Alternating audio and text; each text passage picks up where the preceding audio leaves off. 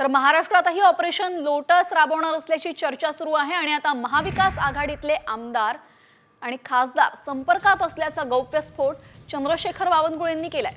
काँग्रेसचे अनेक नेते आणि लोकप्रतिनिधी आम्हाला भेटून त्यांचं दुःख मांडत असतात असा दावाही बावनकुळेंनी केलाय। तर अनेक आमदार आणि खासदार संपर्कात असल्याचा दावा शिंदे सेनेचे खासदार नरेश म्हस्के यांनीही केलाय।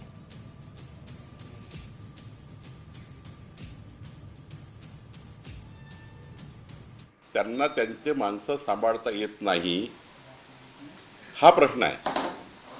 आम्हाला ऑपरेशन वगैरे करायची गरज पडत नाही, आम्ही कधी ऑपरेशनमध्ये पडतही नाही।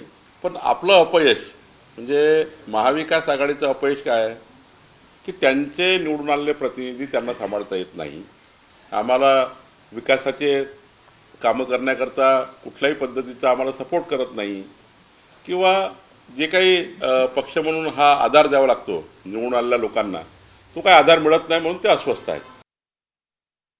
अनेक खासदार आमदार भाजपच्याही संपर्कात आहेत आणि आमच्याही संपर्कात आहेत।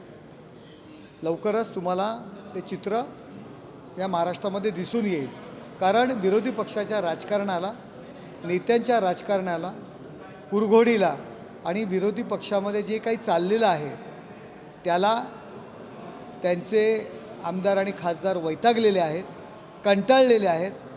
त्यांची जी भूमिका आहे तिला कंटाळलेली आहेत आणि जनाधार हा महायुतीच्या मागे आहे। त्यामुळे लवकरच तुम्हाला महाराष्ट्रातील चित्र स्पष्ट होईल।